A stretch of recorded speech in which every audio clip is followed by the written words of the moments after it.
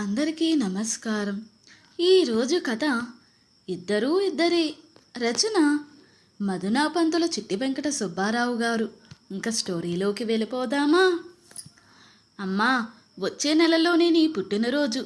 కనీసం ఈ పుట్టినరోజుకైనా ఒక చీర కొనుక్కో అంటూ కూతురు రమ్య చెప్పిన మాటలకి మౌనంగా ఉండిపోయింది వసంత. వసంత మౌనానికి అర్థం రమ్యకు తెలుసు. అందుకే మళ్ళీ ఆ విషయం రెట్లించకుండా ఉండిపోయింది. అయినా అమ్మ కష్టం ఇంకెన్నాళ్ళు? అన్నయ్య చదువు అయిపోతుంది, క్యాంపస్లో ఎక్కడో అక్కడ ఉద్యోగం వస్తుంది. అన్నయ్య అంది వచ్చాడంటే అమ్మ సమస్యలన్నీ తీరిపోతాయి, కుటుంబం ఒక దారిలో పడుతుంది. పాపం నాన్న అకస్మాత్తుగా చనిపోవడంతో అమ్మ మీద ఈ కుటుంబ బాధ్యత పడి కుటుంబాన్ని ఇలా గుట్టుగా నెట్టుకొస్తుంది అనుకుంటూ చదువులో మునిగిపోయింది రమ్య. వసంత భర్త రాజారావు ఒక గవర్నమెంట్ ఆఫీసులో ఉద్యోగం. అనుకూలవతైన భార్యతో ఇద్దరు పిల్లలతో మంచి ఇంట్లో ఆనందంగా కాలక్షేపం చేసేవారు. రాజారావు పెద్ద జీతగాడు కాకపోయినా ఉన్న దాంట్లోని తృప్తిగా జీవించేవారు. అలాంటి కుటుంబానికి దిష్టి తగిలిందేమో. హఠాత్తుగా రాజారావు గుండెపోటుతో చనిపోయాడు. రాజారావు భార్య వసంత పెద్దగా చదువుకోలేదు. అయినా గవర్నమెంట్ వారు దయతలచి రికార్డు కీపర్గా ఉద్యోగం ఇచ్చారు.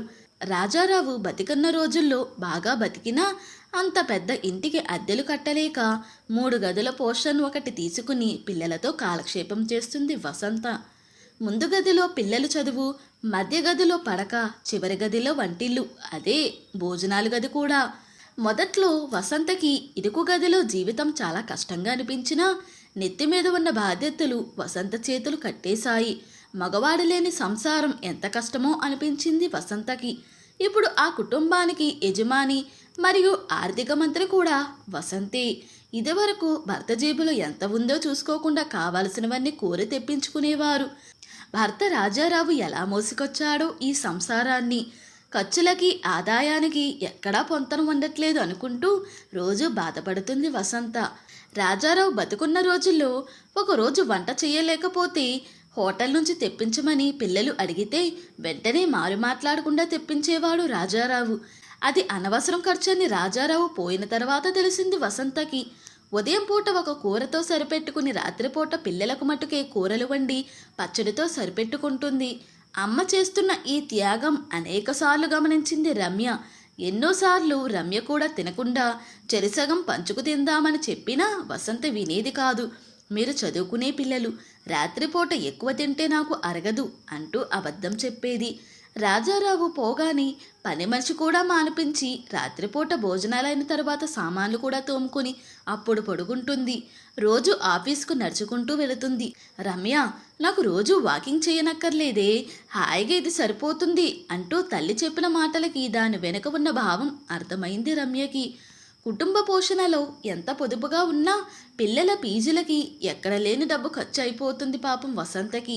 అయినా బాధ్యత కదా, చదువు చెప్పించకుండా వదిలేస్తే తండ్రి లేని పిల్లలు కదా అని అలా వదిలేసింది అనుకుంటారు. వసంత అదృష్టం కొద్దీ పిల్లలిద్దరూ కూడా బాగా చదువుకుంటున్నారు. ఫస్ట్ క్లాస్ మార్కులు తెచ్చుకునే పిల్లలే. ఇంకేముంది, 1 సంవత్సరం కష్టపడితే పిల్లాడు అంది వస్తాడు అనుకుంటూ ఎదురు చూస్తూ కాలక్షేపం చేస్తుంది వసంత. పాపం చిన్న వయసులోని వసంత భర్త పోయాడుగా.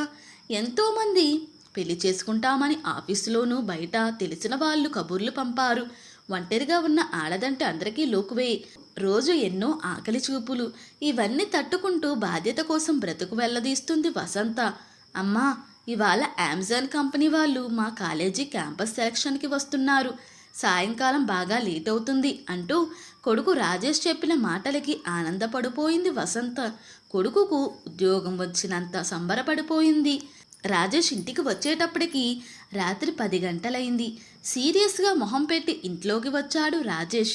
అదేమిటి, రాజేష్ ఏ విషయం చెప్పడు, శుభవార్త చెప్తాడనుకుంటే ఇలా వచ్చాడేమిటి అనుకుంటూ మనసులో మదనపడసాగింది. ఇంతలో రమ్య వెనకాల నుండి వచ్చి వసంత నోట్లో స్వీట్ పెట్టి గట్టిగా కౌగలించుకుంది. ముగ్గురు తండ్రిని తలుచుకుని ఏడ్చారు. ఆ రాత్రి ఆనందంతో వసంతకి నిద్ర పట్టలేదు. ఇన్నాళ్ళకి తన కష్టం నెరవేరింది. తను నారు పోసి నీరు పోసి పెంచి పెద్ద చేసిన మొక్క ఇన్నాళ్ళకి మధుర ఫలాలని ఇవ్వబోతుంది అనుకుంటూ ఎప్పటికో నిద్రలోకి జారుకుంది. కానీ రాజేష్ రాత్రంతా ఆలోచనలో ఉండిపోయాడు. ఉద్యోగం వచ్చిన వెంటనే అమ్మను ఉద్యోగం మానిపించాలి, తనతో పాటు తీసుకుని వెళ్ళిపోవాలి, చెల్లెలికి మంచి సంబంధం చూసి పెళ్లి చేయాలి. ఇవి రాజేష్ ఆలోచనలు. అలా సంవత్సరం గడిచిపోయింది. బీటెక్ ఆఖరి సంవత్సరం పరీక్షలు రాసి పూణేలో అమెజాన్ కంపెనీలో జాయిన్ అయిపోయాడు రాజేష్. 6 నెలల పాటు ట్రైనింగ్, ఆ తర్వాత ఉద్యోగం.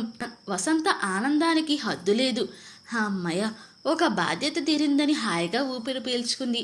రమ్య కూడా ఈ సంవత్సరం కష్టపడితే దేవుడి దయ వల్ల క్యాంపస్లో ఉద్యోగం వచ్చేస్తుంది అనుకుంటూ పనిలో పడిపోయింది.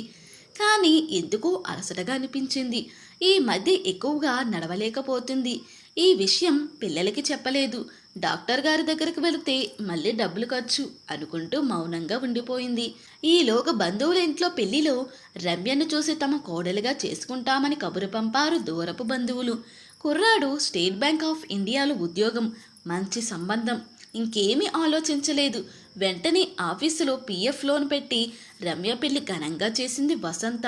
అమ్మా, నేను కూడా ఆఫీసులో లోన్ పెడతాను అని చెప్పిన రాజేష్ మాటలు విని సంతోషించి సున్నితంగా తిరస్కరించింది. ఇన్నాళ్ళు పిల్లలు తనతో ఉన్నారు కాబట్టి రాజారావు పోయిన బాధ ఉన్నప్పటికీ ఒంటరితనం పెద్దగా బాధించలేదు వసంతని. ఇప్పుడు రమ్య కాపురానికి వెళ్ళిపోయింది. రాజేష్ ఉద్యోగానికి ఎప్పుడో వెళ్ళిపోయాడు. ఇప్పుడు ఇంటికి వచ్చిన తర్వాత భర్త, పిల్లలు మాటిమాటికి గుర్తొస్తున్నారు. దానికి తోడు వయసు కూడా పెరుగుతుంది. ఆరోగ్యం కూడా అంతంత మాత్రంగానే ఉంటుంది. పైగా రిటైర్మెంట్ 6 నెలల్లో ఉంది. ఈలోగా రాజేష్ పెళ్లి చేయాలని అనుకుంటూ సంబంధాలు చూడడం ప్రారంభించింది. ఇదే విషయం రాజేష్తో చెప్తే, చూడమ్మా, నాకు పెళ్లి చేసుకోవడం ఇష్టం లేదు. ఇన్నాళ్ళు నువ్వు కష్టపడి మమ్మల్ని పెంచుకుంటూ వచ్చావు. ఇప్పుడు నా స్వార్థం నేను చూసుకుని పెళ్లి చేసుకుని వెళ్ళిపోతే ఆ వచ్చిన అమ్మాయి నిన్ను చూసుకుంటుందని గ్యారంటీ లేదు. నాన్నగారు పోయిన తర్వాత నువ్వు తిని తినక కష్టపడి ఉద్యోగం చేసి మమ్మల్ని పెంచిన విధానం మర్చిపోలేము. ప్రతి తల్లి అలాగే చేస్తుంది అని నువ్వు చెప్పచ్చు. అందరి తల్లుల పరిస్థితి వేరు, నీ పరిస్థితి వేరు. నాకు పెళ్ళి, పిల్లలు, వంశం అనే వాటి మీద నమ్మకం లేదు. నా బాధ్యత నువ్వే. ఇది నేను బాగా ఆలోచించుకుని నిర్ణయం తీసుకున్నా అంటూ చెబుతున్న రాజేష్ మాటలు విని బోరున ఏడ్చింది. ఎంత చెప్పినా రాజేష్ తల్లి మాటలు వినిపించుకోలేదు. పెళ్లి చేసుకోవడానికి అంగీకరించలేదు. ఇంతవరకు పిల్లలు తల్లి చెప్పిన మాటలు బుద్ధిగా విని చదువుకుని ప్రయోజకులయ్యారు. కానీ ఈ ఒక్క విషయం తల్లి మాటకి అంగీకరించకపోవడంతో కొంత అసంతృప్తితో కాలం గడుపుతున్న వసంతకి రిటైర్మెంట్ రోజు రానే వచ్చింది. ఈ కార్యాలయంలో ప్రతి ఏడాది ఎవరో ఒకరు రిటైర్ అవుతూనే ఉంటారు. అందరి పరిస్థితి వేరు, ఈ ఉద్యోగ పరిస్థితి వేరు. చేసినది చిన్న ఉద్యోగమైనా తన బాధ్యత ఏమిటో తను తెలుసుకుని సక్రమంగా నిర్వర్తించి ఈ కార్యాలయానికి మంచి పేరు తీసుకొచ్చిన వసంత గారి గురించి మీకు ఎవరికీ తెలియని విషయం ఒకటి ఉంది. వసంత గారి భర్త రాజారావు మన కార్యాలయంలోనూ పనిచేసి గుండెపోటుతో చనిపోయిన విషయం అందరికీ తెలిసింది. అయితే రాజారావుకి అంతకుముందే పెళ్ళయి 2 పిల్లలు పుట్టిన తరువాత మొదటి భార్య చనిపోయింది. ఈ విషయం చాలా కొద్ది మందికి తెలుసు. వసంత గారి భర్త రాజారావు నాకు బాల్య స్నేహితుడు. ఇద్దరం ఒకేసారి ఉద్యోగంలో జాయిన్ అయ్యాము. వసంత గారికి కడుపున పుట్టిన పిల్లలు ఎవరూ లేరు. చిన్నప్పటి నుంచి సవతి పిల్లల్ని తన కడుపున పుట్టిన పిల్లల్లాగా రాజారావు గారి పోయిన తర్వాత కష్టపడి పెంచి పెద్ద చేసి ప్రయోజకులు చేసింది. ఆమె తన జీవితాన్ని త్యాగం చేసింది. చిన్న వయసులోని భర్తను కోల్పోయిన ఆమెని పెళ్లి చేసుకోవాలని ఎంతోమంది ముందుకు వచ్చారు. నాతో కూడా చెప్పారు.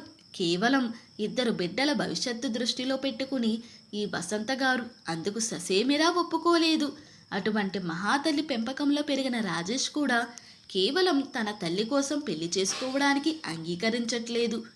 కన్న తల్లిదండ్రులని అనాథ శరణాలయాల్లో పారేస్తున్న ఈ రోజుల్లో ఇటువంటి కొడుకు ఉండడం వసంత గారు చేసుకున్న అదృష్టం అంటూ చెప్పుకొస్తున్న ఆ కార్యాలయం ప్రధాన అధికారి మాటలు విని అందరి కళ్ళు చెమర్చాయి.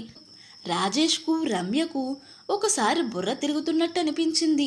కన్న తల్లి కూడా అంత ప్రేమగా చూస్తుందో లేదో కానీ ఈ సవతి తల్లి కాదు సొంత తల్లి ఎంత బాగా చూసుకుంది అనుకుంటూ తల్లిని తీసుకుని ఇల్లు ఖాళీ చేసి సామాన్లు తీసుకుని పూణే బయలుదేరి వెళ్ళిపోయాడు రాజేష్. ఈ కథలోని 2 పాత్రధారులు త్యాగమూర్తులే. ఒకరి కోసం ఒకరు జీవితం త్యాగం చేసిన వాళ్ళే.